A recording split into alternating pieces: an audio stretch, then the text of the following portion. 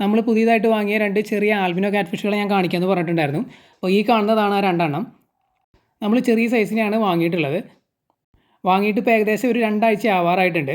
പിന്നെ ഇവർ ഫുഡ് കഴിക്കുന്ന കാര്യത്തിലൊന്നും ഒട്ടും പുറകിലല്ലാത്തതുകൊണ്ട് വേറെ പ്രശ്നമോ കാര്യങ്ങളൊന്നുമില്ല. ഫുഡ് എടുക്കാത്ത പ്രശ്നങ്ങളൊന്നുമില്ല. അപ്പോൾ നമ്മൾ ഫീഡിങ്ങും കൂടി ഒന്ന് കാണിക്കാമെന്ന് വിചാരിച്ചു. അപ്പോൾ നമ്മൾ ഈ ഇട്ട് കൊടുക്കുന്നത് ബീറ്റ ഫിഷിന് കൊടുക്കുന്ന ആ ചെറിയ പെല്ലറ്റാണ്. കണ്ടില്ലേ, ഇവർ നല്ല രീതിയിൽ തന്നെ ഫുഡ് കഴിക്കുന്നുണ്ട്. ഫുഡ് എടുക്കാത്ത പ്രോബ്ലം അങ്ങനെയൊന്നുമില്ല ഈ ഒരു albino cat fish, spotted cat fish ഇത്തരം മീനുകൾക്ക്. ഇവർ പെല്ലറ്റ് ഫുഡ് നല്ല രീതിയിൽ കഴിക്കും, അത് തന്നെ വലിയൊരു കാര്യമാണ്. പിന്നെ നോൺ വെജ് ഫുഡുകളായിട്ടുള്ള ഫിഷ്, ചെമ്മീൻ, വേംസ് ഇത്തരം ഫുഡുകളും കൊടുക്കാം. വാങ്ങിക്കൊണ്ട് വന്ന അന്ന് തന്നെ അവർ ഫുഡ് കാര്യങ്ങളൊക്കെ കഴിച്ചു തുടങ്ങും. പിന്നെ ഇവരെക്കുറിച്ച് ഞാൻ മുമ്പ് പറഞ്ഞിട്ടുണ്ടായിരുന്നു. ഇത്തരത്തിൽ ഈ ഒരു ക്യാറ്റ് ഫിഷ് അല്ലെങ്കിൽ മുഷി ഇനത്തിൽപ്പെട്ട മത്സ്യങ്ങൾക്കെല്ലാം ഈ ഒരു ബാർബൽസ് ഉണ്ട്, മീശ പോലിരിക്കുന്ന സംഭവം കണ്ടില്ലേ. അപ്പോൾ അവർക്ക് പെട്ടെന്ന് തന്നെ സെൻസ് ചെയ്യാൻ പറ്റും വെള്ളത്തിൽ എന്തെങ്കിലും ഫുഡിൻ്റെ അംശം വന്നു കഴിഞ്ഞ് കഴിഞ്ഞാൽ. അപ്പോൾ ടേസ്റ്റ് ചെയ്യാനും സ്മെൽ ചെയ്യാനുള്ള ഓപ്ഷനൊക്കെ ഉണ്ട്. ഇതിനെക്കുറിച്ച് ഞാൻ മുമ്പ് വീഡിയോയിൽ പറഞ്ഞിട്ടുണ്ടായിരുന്നു. ഇങ്ങനെ ടേസ്റ്റ് ചെയ്യാനും സ്മെല്ല് ചെയ്യാനൊക്കെയുള്ള ആ ഒരു എബിലിറ്റീനെ കുറിച്ച്. അതിനെ ഓൾഫാക്ഷൻ അതുപോലെ തന്നെ ഗസ്റ്റേഷൻ എന്നൊക്കെയാണ് പറയുന്നത്. അപ്പോൾ ഫുഡിൻ്റെ ആ ഒരു അംശം വന്നു കഴിഞ്ഞാൽ തന്നെ ഇവർക്ക് കൃത്യമായിട്ട് മനസ്സിലാക്കാനായിട്ട് പറ്റും. ഇവർ താഴെയാണ് കിടക്കുന്നത്. നമ്മൾ ജസ്റ്റ് എന്തെങ്കിലും അനക്കം ഇല്ലാതെ തന്നെ എന്തെങ്കിലും ഫുഡ് ഇതേപോലെ പെല്ലറ്റ് ഇട്ട് കൊടുത്താൽ നമ്മൾ ഒരു 10 സെക്കൻഡ് ജസ്റ്റ് വെയിറ്റ് ചെയ്യുകയാണെന്നുണ്ടെങ്കിൽ ഇവർ സ്ട്രെയിറ്റ് ആ ഫുഡിൻ്റെ അടുത്തേക്ക് വന്ന് ഫുഡ് എടുക്കുന്നത് കാണാം. അത് കൃത്യമായിട്ട് തന്നെ അവർ സെൻസ് ചെയ്തിട്ട് വരുന്നതാണ്. കുറച്ച് നാളത്തേക്ക് നമുക്ക് ഈ ഒരു ടബിൽ തന്നെ ഇവർ രണ്ടുപേരെയും ഇടാം. ഏകദേശം ഒരു 4 ഇഞ്ച് സൈസ് ആവുന്ന വരെ ഇവരെ രണ്ടുപേരെയും ഒരുമിച്ച് ഈ ടബിൽ തന്നെ ഇടാം. 4 ഇഞ്ചൊക്കെ ആയി കഴിഞ്ഞ് കഴിഞ്ഞാൽ പിന്നെ സെപ്പറേറ്റ് ടബുകളിലേക്ക് മാറ്റുന്നതാണ് നല്ലത്. സെപ്പറേറ്റ് ഇട്ട് കഴിഞ്ഞാൽ അത്യാവശ്യം നല്ല റിസൾട്ടാണ് കിട്ടിയിട്ടുള്ളത്. നമ്മൾ ഒരുമിച്ചിട്ടത് സമയത്ത് ഇതിൻ്റെ ഗ്രോത്ത് സ്ലോ ആയിരുന്നു. കണ്ടില്ലേ, ഇപ്പോൾ അപ്പുറത്തുള്ള ടബുകളിലൊക്കെ നമ്മൾ ഒറ്റയ്ക്കാണ് ഇട്ടിട്ടുള്ളത്. വലിയ സൈസിന് നിങ്ങൾക്ക് കാണിച്ചു തരാം. എല്ലാത്തിനെയും നമ്മൾ ഒറ്റയ്ക്ക് ഓരോ ടബിൽ ഇട്ടതിന് ശേഷം അത്യാവശ്യം നല്ല റിസൾട്ട് ഉണ്ട്. നമ്മുടെ ആ സൈഡിൽ ഇരിക്കുന്ന 3 ടബുകളിൽ ആൽബിനോ ക്യാറ്റ് ഫിഷുകളാണ്. അത്യാവശ്യം നല്ല ഗ്രോത്ത് കിട്ടിയിട്ടുണ്ട് നമ്മൾ സെപ്പറേറ്റ് ആയിട്ട് മാറ്റി ഇട്ടതിന് ശേഷം. നമ്മൾ 2, 3 ഒരുമിച്ചിട്ട സമയത്ത് ഗ്രോത്ത് ഭയങ്കര സ്ലോ ആയിരുന്നു. പിന്നെ ഞാൻ മുമ്പ് പറഞ്ഞിട്ടുണ്ടായിരുന്നു, നമ്മുടെ ആൽബിനോ ക്യാറ്റ് ഫിഷും സ്പോട്ടഡ് ക്യാറ്റ് ഫിഷുമായിട്ട് കമ്പയർ ചെയ്യുന്ന സമയത്ത് ഗ്രോത്ത് നമുക്ക് കൂടുതലും ബെറ്റർ ആയിട്ട് തോന്നിയിട്ടുള്ളത് ആൽബിനോകൾക്കാണ് സ്പോട്ടഡിനേക്കാളും. സ്പോട്ടഡ് പിന്നെ ഞാൻ പറഞ്ഞിട്ടുണ്ടായിരുന്നു സ്വഭാവത്തിൽ കുറച്ച് അഗ്രസീവായിട്ട് നമുക്ക് തോന്നിയിട്ടുണ്ട്. ഔട്ട്ഡോർ ടാങ്കിൽ നമ്മൾ ചിക്കൻ ഫീഡ് ചെയ്യുന്ന വീഡിയോ കുറച്ച് ദിവസം മുമ്പ് അപ്ലോഡ് ചെയ്തിട്ടുണ്ടായിരുന്നു. അതിനകത്ത് ഞാൻ കാണിച്ചിട്ടുണ്ടായിരുന്നു അവർ കുറച്ച് സ്വഭാവത്തിൻ്റെ കാര്യത്തിൽ കുറച്ച് അഗ്രസീവാണ്. ഇപ്പോൾ നമ്മൾ ഒറ്റയ്ക്ക് ഇട്ടതിൽ കണ്ടില്ലേ, ഇത് ചെറുതായിരുന്നു. നമ്മൾ ഒറ്റയ്ക്ക് ഇട്ടതിന് ശേഷം അത്യാവശ്യം നല്ല രീതിയിൽ കിടന്ന് ഫുഡും കാര്യങ്ങളൊക്കെ കഴിച്ച് പുള്ളിക്കാരൻ പെട്ടെന്ന് വലുതായിട്ടുണ്ട്. അതുപോലെ തന്നെ ഇതിനകത്ത് കിടക്കുന്നതും നമുക്കൊന്ന് തട്ടി നോക്കാം. നമ്മൾ ഫീഡ് ചെയ്യാനായിട്ട് നോക്കുന്നുണ്ട്. അപ്പോൾ ഈ വീഡിയോയിൽ തന്നെ ഇവരുടെ ഫീഡിങ്ങും നമ്മൾ കാണിക്കാം. ഇവർക്കും നമ്മൾ പെല്ലറ്റ് ഫുഡ് തന്നെയാണ് കൊടുക്കുന്നത്, പക്ഷേ കുറച്ച് സൈസ് കൂടിയ പെല്ലറ്റ് ഫുഡാണെന്ന് മാത്രം. ഇവരുടെ മൗത്ത് സൈസിന് പറ്റിയ ഒരു സൈസ് നോക്കിയിട്ടാണ് നമ്മൾ ഫീഡ് ചെയ്യുന്നത്. പിന്നെ ഇവർക്ക് നമ്മൾ നോൺ വെജ് ഒന്നും കൊടുക്കുന്നില്ല.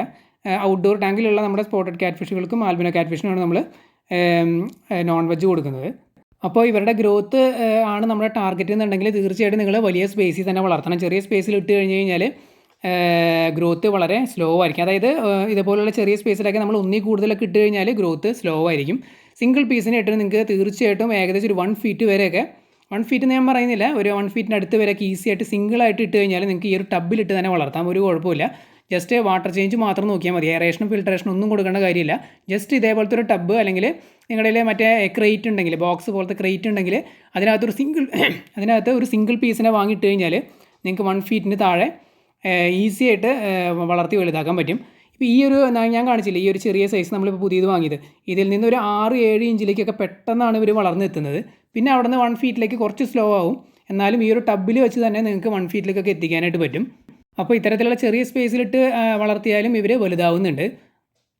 പക്ഷേ എണ്ണം കുറച്ചിടണമെന്ന് മാത്രം. ഇതേപോലെ സിംഗിളായിട്ട് ഇട്ട് കഴിഞ്ഞാൽ തീർച്ചയായിട്ടും നിങ്ങൾക്ക് 1 ഫീറ്റിൻ്റെ അടുത്തേക്കൊക്കെ ഈസി ആയിട്ട് ഈ ഒരു ചെറിയ സ്പേസിൽ ഇതിനിട്ട് വളർത്താനായിട്ട് പറ്റും. കാരണം ഇവരങ്ങനെ വല്ലാതെ മൂവ് ചെയ്യുന്ന മീനുകളല്ല.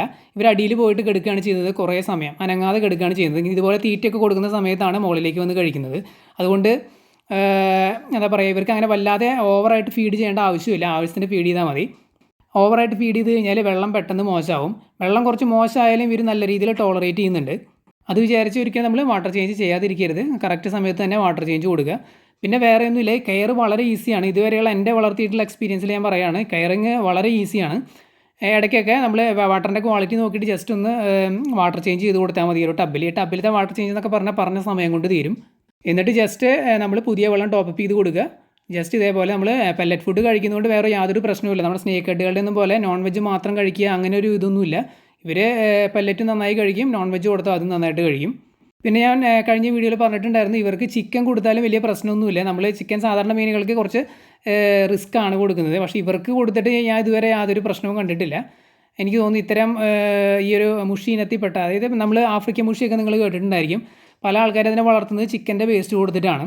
ഏകദേശം അതിൻ്റെ രൂപവും സ്വഭാവമൊക്കെ തന്നെയാണ് ഈ ഒരു ആൽബിനോ ക്യാറ്റ് ഫിഷുകളും സ്പോട്ടഡ് ക്യാറ്റ് ഫിഷുകളൊക്കെ കാണിക്കുന്നത്. അപ്പോൾ നമ്മൾ ചിക്കനും കാര്യങ്ങളൊക്കെ ഫീഡ് ചെയ്യാറുണ്ട്. ചില സമയത്ത് കുറച്ച് അധികമൊക്കെ നമ്മൾ ഫീഡ് ചെയ്യുന്നുണ്ട്. പക്ഷേ ഇവർക്ക് അങ്ങനെ വലിയ പ്രശ്നമൊന്നും നമുക്ക് തോന്നിയിട്ടില്ല. തുടക്കക്കാർക്കൊക്കെ ഈസി ആയിട്ട് വളർത്തി നോക്കാൻ പറ്റിയൊരു മീനാണ് ഈ ഒരു ആൽബിനോ ക്യാറ്റ് ഫിഷ്. ഇത് ഒരുമാതിരിപ്പെട്ട എല്ലാ പെറ്റ് ഷോപ്പുകളിലും അവൈലബിൾ ആണ്. അതുപോലെ തന്നെ വലിയ പ്രൈസ് ഒന്നും വരുന്നില്ല.